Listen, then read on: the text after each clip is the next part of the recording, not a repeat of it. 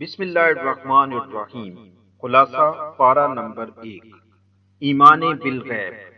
وہ جو بن دیکھے ایمان لاتے ہیں، نماز قائم کرتے ہیں اور اس رزق میں سے جو ہم نے انہیں دیا ہے خرچ کرتے ہیں، اور وہ اس پر جو اے رسول صلی اللہ علیہ وسلم تیری طرف نازل کیا گیا ہے اور تجھ سے پہلے نازل کیا گیا تھا ایمان رکھتے ہیں، اور آخرت پر بھی وہ یقین رکھتے ہیں، وہ اپنے رب کی رہنمائی میں ہیں اور وہی کامیاب ہونے والے ہیں۔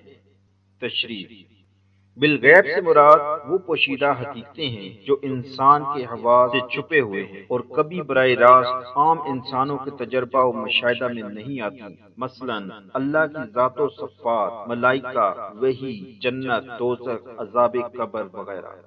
تخلیق آدم۔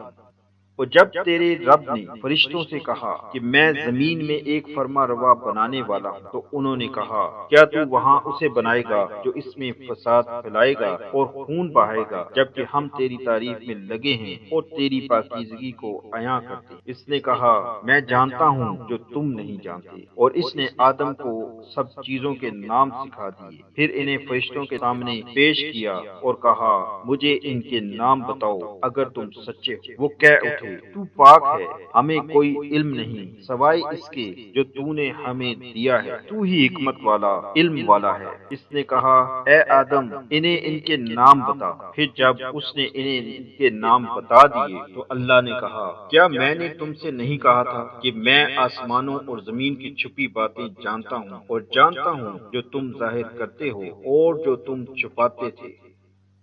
تشریح: خلیفہ وہ جو کسی کی ملک میں اس کی عطا کردہ اختیارات اس کے نائب کی حیثیت سے استعمال کرے۔ آدم علیہ السلام بھی اللہ کے خلیفہ تھے۔ آدم علیہ السلام کے خلیفہ ہی اللہ کے خلیفہ ہی تھے، جن کی وجہ سے یہ دنیا بنی نوع انسان سے آباد ہوئی، اللہ کا نام بلند ہوا، بنی نوع انسان نے اللہ کو پہچانا اور ایسے کام سر انجام دیے جس سے اللہ راضی ہوا۔ اللہ نے بھی ان سے وعدہ کیا ہے کہ ایک مقررہ مدت تک اس دنیا کی چیزوں سے فائدہ اٹھائیں، پھر ہماری طرف ہی لوٹ کر آنا ہے۔